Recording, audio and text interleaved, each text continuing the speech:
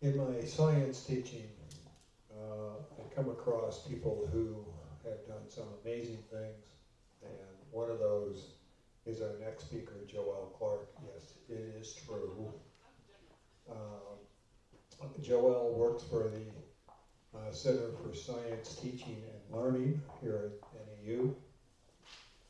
She has been a leader in Native education, Native science. She also works a lot with how do we get curriculum that will meet state standards and other requirements. And so one of the steps that occurred to me as I was putting this program together is how do we take what is required within the Anglo system and begin to address those needs in terms of Native education. And so I've asked Joelle to join us today on the role of Western science education. Hi, everyone. How are you? I love to see such friendly faces in the room, some new friends and some old friends in the room. So it's nice to, and I'm honored to be here. I'm going to do my best to do what Brian just said in the introduction, but this is a big topic. So I'll tell you that I stand here humbly. I'm not an astronomer.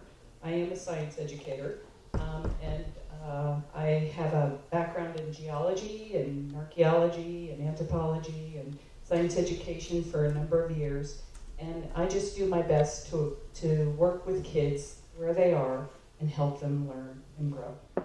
So I come here, and it was a challenge, I think, to put together an experience for us. I'm an educator, so this is going to be interactive. This is not a sit and get kind of thing, because that's not how I roll. So I'm going to take a big picture view, then we're going to get some really specific, because Arizona, and I think part of the context of why Brian wanted me to come here, just adopted some new state standards for science education. And with that comes some changes in K-12 classrooms, but also some opportunities. And so I just want to present an idea, an activity, and then engage you in a dialogue about, well, so if we want to really help tie in cultures and traditions into our science teaching and learning, what does that look like? But in general, and again, I'm talking very big picture here, the goal of lots of different science disciplines, astronomy is just one of them, is to develop explanations or interpretations of the natural world. And that can be from a Western science perspective or an indigenous perspective in terms of some relationship and knowledge that one can gain from the natural world. Right? Are you with me on that? So I'm going to start with a goal of science. But here's the tricky question, and this is where the first interactive part comes in. At your tables, why don't you think about what the goals for K-12 education are? Ready for higher education? So, all right. So one of the goals of Western K-12 science education is to prepare us for higher education, to go to college and everything else. Some people have some different ideas. This is her idea, not mine. But I agree with her. To get kids excited about learning. Right. I would say yes, yes, yes, yes to all of that. I came across a really interesting blog article that said that there were 3 primary goals, at least: job preparation, active civic participation, and leading a full life, which encompasses just about everything else that people were saying. So we need a certain amount of literacy in order to function in the world. We need a certain amount of skills that we can acquire in schools, but really education is a cultural endeavor in and of itself. That inculcate is what you were just saying before, is that we have a certain idea of what it means to be educated, and our education system reflects that to a certain extent. If we overlap in our science disciplines with sort of what our goals are, you may ask yourself, okay, so how in science education do we help prepare kids for potential STEM jobs, to be active in their lives? We just heard about some of the things for Chaco, like, there's threats for oil and gas. We may have to have some knowledge about what all that means in order to be able to take some action in our civic lives and to lead a full life. So it's in that intersection of where I think the formal education pieces of standards come in and what we are required to do in K-12 schools. And I recognize that not all of you are educators, so I didn't want to talk too much in code about education ease for things, so I wanted to just kind of break it down, and I know some of you have seen this slide before, but, so stay tuned. I'll just turn the mic over to you, how's that? So I wanted to just give you a sense of, in education, we have certain driving factors. Standards are a big driving factor for education, and that is dictated usually by each individual state in this country, where we come up with a set of knowledge and skills that all students are required to learn and do. And so that is over in the left-hand side. And so the standards are created, and then we test kids on that, really, far too much. But we test kids on what they know in terms of the state-driven standards. Well, that's one good thing. That's what we're required and held accountable for. Then we have our curriculum, and that's what are all those resources? What are all those materials? How do we get to that standards level? And those are usually selected by a school or a school district. Very rarely does a teacher in a classroom get to choose their own curriculum. The autonomy for an individual teacher then rests with the instruction.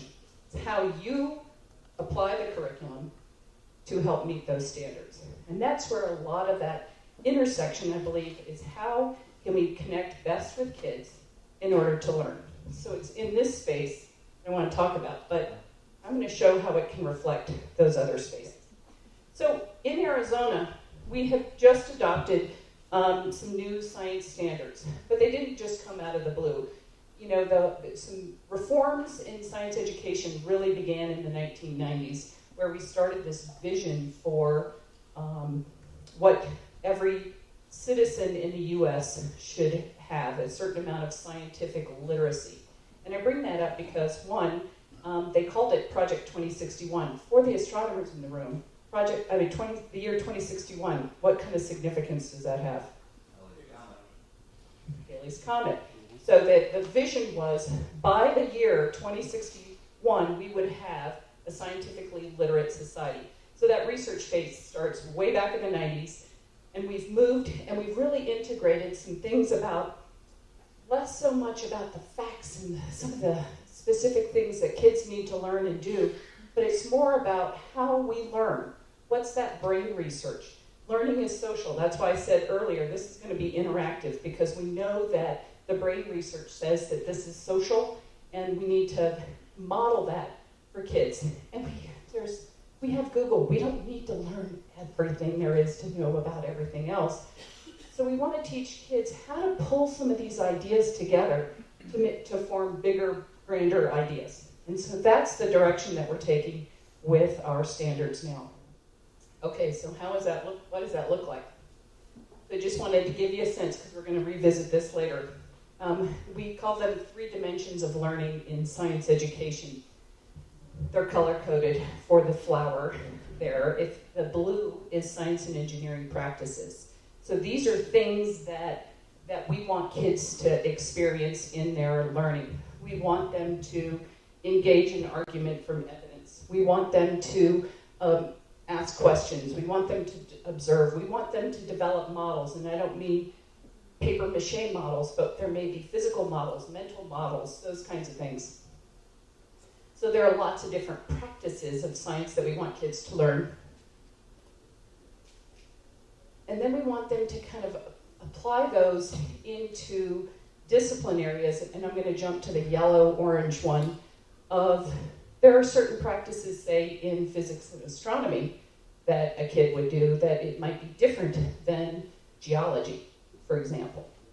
But we do want them to learn those practices in context of a discipline that they learn.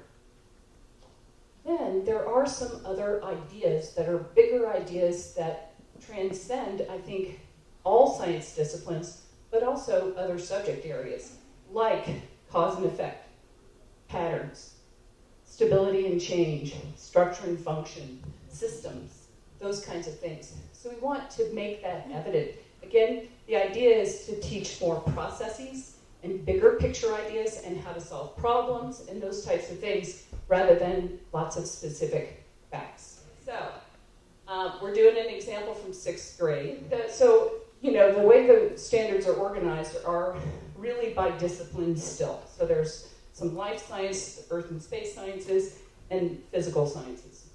So in earth and space sciences, the bigger, broader goal in 6th grade is that students will develop an understanding of the scale and properties of objects in the solar system and how forces, like gravity and energy, cause observable patterns in Sun, Earth, Moon system. That's the bigger goal. This doesn't happen in one activity. That's the big change too in our standards. Is before you used to be able to do like, oh, I could teach parts of the human body. Oh, I could do, you know, parts of a flower and be done. This requires, the way it's written, it requires some deeper thinking and a body of experiences in order to achieve that goal. Okay?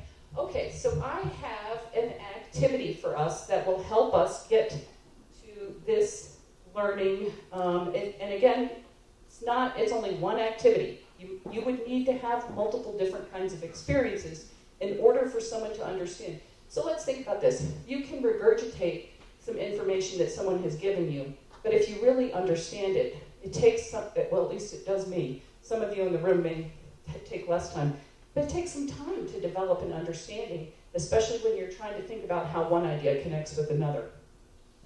So we're going to use a piece out of a curriculum, so a resource, that is a space curriculum that is going to deal with Jupiter and some star-like, just work with me, star-like objects around Jupiter. This is a copy of Galileo's notes, so you're not intended to know what those say right now, but Galileo in the 1600s used a telescope. That was a novel technology at the time. He used a telescope to observe objects in the sky. He observed a planet, that large object there towards the left, and he noticed, it wasn't necessarily linear, but he noticed a relationship of other objects around that object.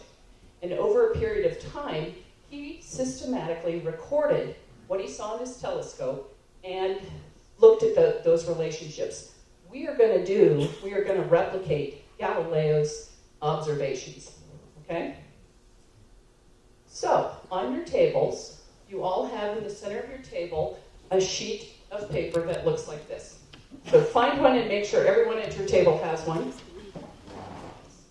So what we're going to do is we're going to systematically go through some data for 9 nights, and each of those objects are going to be a certain location on the line for each night. And I want you to pay attention, you red, orange, blues, and whites. Like, I know these colors. And we'll mark an X wherever that object is on that particular night. You are only paying attention to your star-like object. Okay, so if you're red, you only are really looking at the red. All right, does that make sense? Okay, you guys ready to collect some data? All right, so if we put all those together, we have a matrix, as someone said, about these star-like objects that Galileo observed over a several night sequence. Pardon me? A month and a half. Yeah, I knew it wasn't 9 days, but you know, we sometimes in education you want to have them get the idea of that, but you don't always have that kind of data or time. Okay, so what I'd like for you to do now is to connect the dots on the X's that you made in your star-like objects. So you should have a couple of different types of patterns at your for your table. Now, I want you to just take, say, 3 to 5 minutes. I want you to share your drawings with everyone. And I want you to talk about what you think is going on there and what those lines represent on your data table. So what kinds of things did you come up with at your tables for patterns or ideas? Yes, sir. I love this exercise because although I've looked at that image of Galileo's drawing many times, what I shared with the table was that I had never actually thought through in detail what each of in sequence what that really, how his realization came about. And that realization, we were just talking about that at this table over here, that profoundly changed kind of the Western scientific thought. I mean, profoundly. In fact, I think he got excommunicated from the Catholic Church as for some of these like heretical ideas that he thought about for thinking that the Earth was the solar system was not centered on the Earth. How did you analyze and interpret the data? Like, what does that mean? Right. So you recognize some patterns. That's a big idea. That's one of those cross-cutting ideas is patterns. So you're recognizing the patterns, and the patterns mean something, and they tell us something. Okay, so let's take the red plant, the red star-like object. Do we know what these star-like objects actually are? Moons. So, so let's think about this. You know, I could have given you a vocabulary sheet that said a planet is an object that orbits the sun, and a moon is, fill in the blank, yeah. So, okay, you know, that's kind of old school, right? So we want to think about Jupiter and its moons in a little bit different. So let's look at the red star-like object. Anybody? I know you see this is like the imposter in the room talking to a lot of experts. What does anyone know what the red moon is? Io. So let's talk about Io. So what's that pattern? It's zigzag. It's pretty tight. What does that tell you? And why do you think it's close? Yeah. So we see that there's a pattern that on one night it's on one side of Jupiter, on the other night it's on the other. And so we have some ideas of whether or not it's close or whether or not it's traveling fast or both. And so we know then that it has a very tight orbit around Jupiter. Anybody know, like I'm not an expert of moons of Jupiter. I'm just going to put that out there. But if anybody is and would like to add additional information, I welcome it. Yes? So I would challenge the interpretation that I would go with it moving fast, but I would not accept point blank that it's the smaller of the orbits, because I can't tell the dimensional analysis from the observation. True. I can't either. Like I said, I'm not an expert. I can't tell you what. But that's a good question for us to investigate. I think we might have devices that could even tell us. Yes? Another one like that. You don't know that it isn't orbiting several times in a single day. Yeah. Sure. And You're only capturing it in a second. right. In a period of time that is visible to us in the night sky. So we're assuming that this is in 5 inch time. Right. Okay. Well, let's take a look at another object, orange. Anyone venture to guess which moon of Jupiter orange might represent? Europa. So tell me about Europa's pattern. It's taking a little bit longer to make that transit around Jupiter. Okay. All right. We're getting the idea here. And so then what about the blue object? Anyone want to venture that one? Ganymede. Yeah. So tell me about Ganymede's orbit. Yeah, it takes 8 days to go around Jupiter once. Okay, and our last but not least, our white object there, Callisto. Someone got that. Tell me about that orbit. It takes a little bit longer, which may tell us a little bit, again, about Callisto's relationship in position and in transit around Jupiter. But you'd want to take more data to confirm that. Absolutely. Oh, see, all right. So the next juncture of what I was thinking, and again, I should tell you that I took this activity. I did not create it, but I took this activity. We're only getting a slice of a bigger piece, as I was saying. And so again, sometimes I think that when we do these kinds of presentations or whatever, it's like the Julia Child world. You know, there's a lot of stuff that goes into the making of the souffle, and what you see here is just a small piece of that pie. But have a conversation at your table, because this is really the end of our data collection piece and our a small data analysis. But I wanted to add that what we just did was an activity based on Galileo in the 1600s. Technology certainly has changed since the 1600s. And so here's an opportunity to bring in some, wonderful new information that we have about Jupiter and its moon system. From what we know currently, there could be more out there, I don't know. Jupiter has 79 moons, not just 4. Those were observable through a telescope at that time. There are opportunities. I mean, in a lesson such as this, in my thinking, we teach about kind of the history of science, what our thoughts are coming up to this point. We have some additional information and some incredible science that's happening now, and an opportunity to think, what's next? What else do we want to know? So I see it along a trajectory there. But let's go back to visit, again, briefly. I'm just giving you a touch. I'm gonna put you on the spot there. Our standard was use ratios and proportions to analyze and interpret data related to scale, properties, and relationships among objects in our solar system.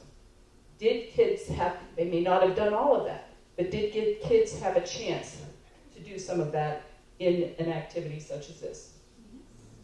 Okay, so tell me a little bit more about critical thinking, or what you were talking about before at your table about sort of how this science activity helped students develop some understanding.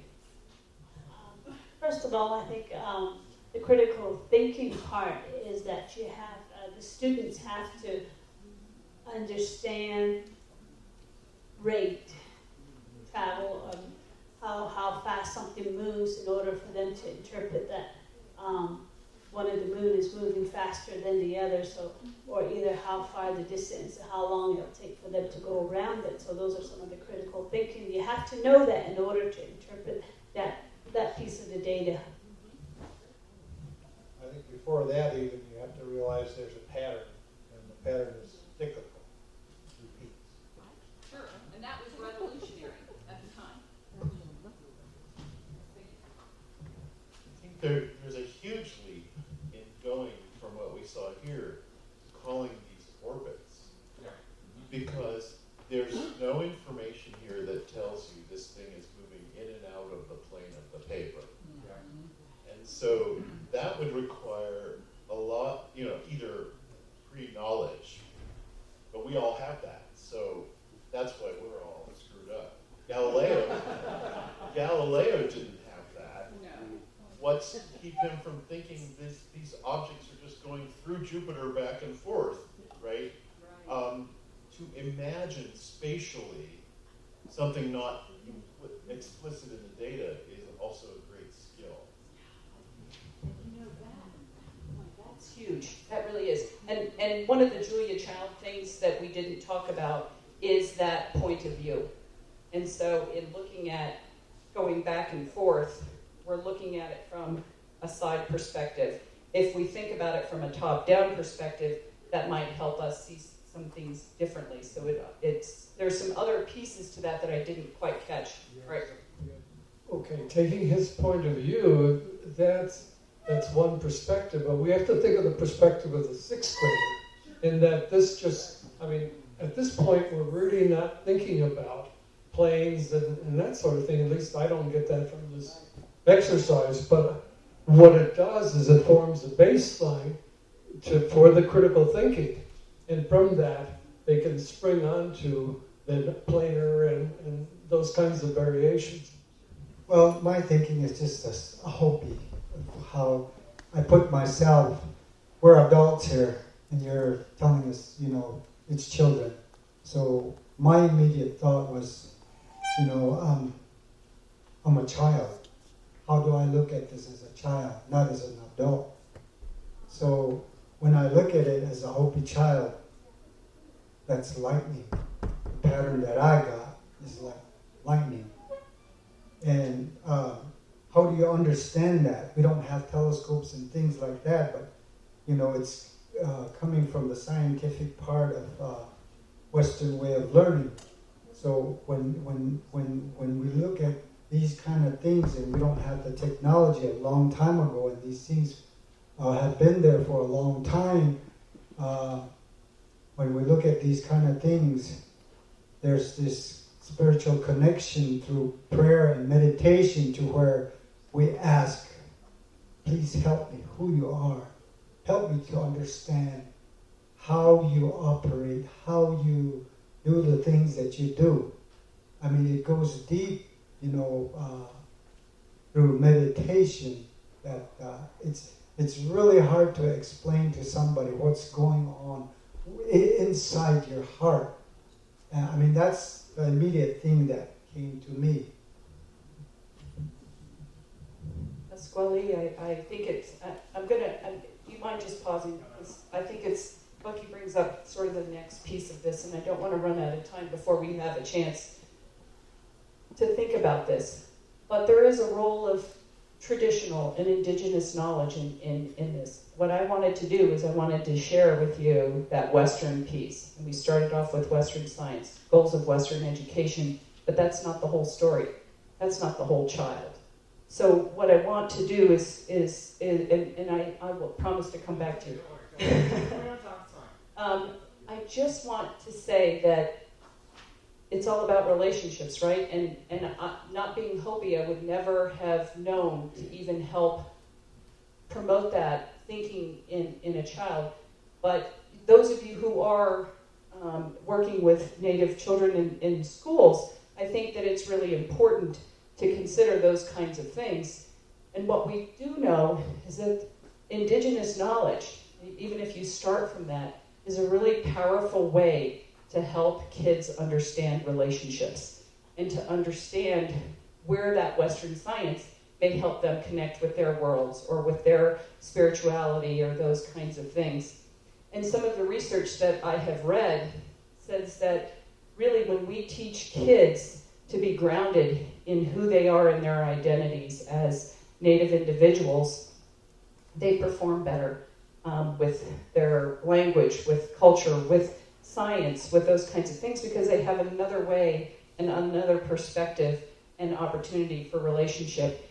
And I just put together a piece here because what we were talking about in terms of the goals of education, those goals were, you remember the being a civically minded person, to be to prepare for jobs, but there was also that whole child kind of thing.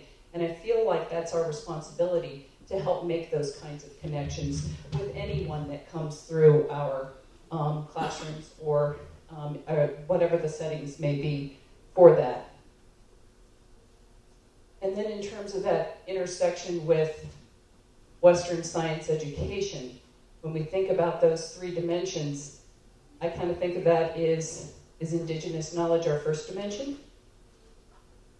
Is it our fourth dimension? It certainly should be one of our dimensions. And so when I think about that relationship between Indigenous knowledge and what we think of are those three ideas of how we have crafted standards with science and engineering practices, where we have cultural practices, where we have those cross-cutting ideas. Some cultural values are cross-cutting ideas. things like Kepsi or those respect relationships, those kinds of things, those are cross-cutting concepts. How do we weave those into a Western science education? And some of those core ideas of stewardship of the land, or those patterns that the gentleman right before me talked about seeing at Chaco, those are things, or the lightning that Bucky just said, those are things that, you know, I come from a very Western perspective. I don't see those things, but I think those are opportunities to help connect that other Western science knowledge with deep indigenous knowledge. So I'm just pausing on those thoughts or ideas, and I welcome any other interactions or thoughts, because these are just, you know, Joelle's thoughts at the moment.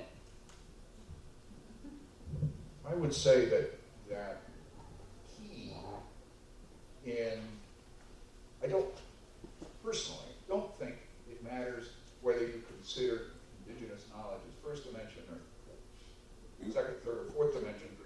What I think tends, it seems to me to be absolutely critical, are the elements of respect and acknowledgement of relationships, so that, and fostering those in the classroom along with the specific ideas that one is trying to impart to young people. If it's not done in a setting of respect and acknowledgement of relationships among people, it won't go very far, in my experience. Yes, I guess on that note, I just want to say that having gone through years of academia and getting a bad sense of how some academics treated each other and their ideas, we could definitely learn from that and improve. Mine is very small. First thing you can do is change cross-cutting to cross-connecting. I use cross-cutting, I just wanted to note with that because that is one of the science dimensions. I know, it's way deeper. Yeah, but no, I agree with you. I went to a recent talk on mathematics connected with indigenous theories of learning. And the thing I came across with, there's different ways of learning. And that's kind of what's coming out here, that maybe we need to share more like that. And one child's brain isn't going to work the same as another child. So an idea that is growing in my mind, and also with regard to our college course on Indigenous astronomy, is to what extent we have an implicit assumption that Western science is science and somehow does not have cultural and trappings with it. And that all we have to do is accommodate other cultures. This drives me crazy, because when you say Western science, it is so culture-laden. And one of the things I think we need to do more than anything is look at our own practice and say, what is really science, and what cultural trappings are we carrying all around? I mean, we've heard a lot about things here about the mechanical universe. There's a lot of ways of thinking about things in Western science that are not scientifically necessary, right? And along with trying to understand indigenous perspectives, we need to critique our own. That's what I feel very strongly. For me, my experience, I helped run an observatory, and people come who have never looked through a telescope. And yet, they've been taught in Western science about all the concepts, planets, and Milky Ways, and all of that. They've heard it all.